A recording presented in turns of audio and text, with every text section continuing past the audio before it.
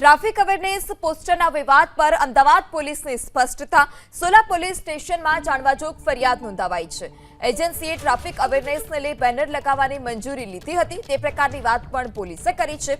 આ પ્રકારની ટિપ્પણી ધરાવતા લખાણ અંગે એજન્સીએ મંજૂરી નથી લીધી. સતર્કતા ગ્રુપે લગાવ્યા હતા ટ્રાફિક અવેરનેસના પોસ્ટર્સ.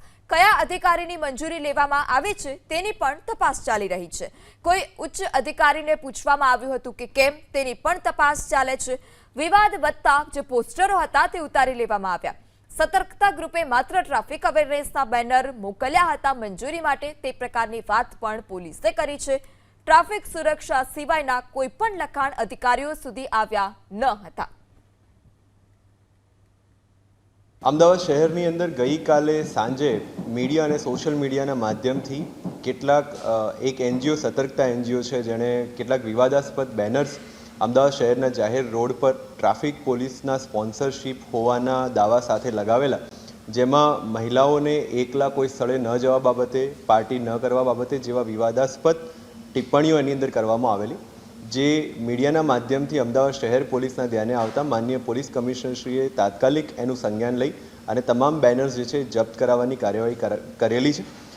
અમદાવાદ શહેર ટ્રાફિક પોલીસ તરફથી એ સ્પષ્ટ કરવામાં આવે છે કે આ જે એનજીઓ છે એણે માત્ર ટ્રાફિક અવેરનેસના ભાગરૂપે બેનર્સ લગાવવાની પરમિશન જે છે અમદાવાદ શહેર ટ્રાફિક પોલીસ પાસેથી લીધેલી, પરંતુ એમને આપેલા સ્કોપની બહાર જઈ કોઈપણ પ્રકારની મંજૂરી લીધા વગર, કોઈપણ પ્રકારનું ધ્યાન દોર્યા વગર મહિલાઓની સલામતી ઉપર પ્રશ્નો ઉદ્ભવે એ પ્રકારના વિવાદાસ્પદ પોસ્ટર્સ અને બેનર્સ અમદાવાદ શહેરના જાહેર રસ્તા ઉપર લગાવેલા છે.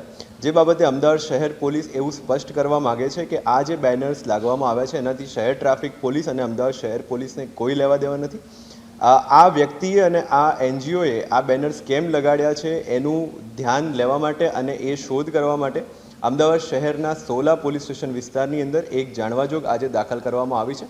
આ જાણવાજોગની તપાસ દરમિયાન આ વ્યક્તિએ શું કોઈની પરમિશન લીધી છે કે નહીં, અમદાવાદ મ્યુનિસિપલ કોર્પોરેશનની પણ પરમિશન લીધી છે કે નહીં, ટ્રાફિકના કોઈ પણ અધિકારીનો ધ્યાન દોર્યા વગર આ પ્રકારના બેનર્સ કેમ લગાવવામાં આવ્યા છે, આ અંગેની વિશદ અને ઊંડી ચર્ચા અને તપાસ જે છે એ આ જાણવાજોગમાં કરવામાં આવશે.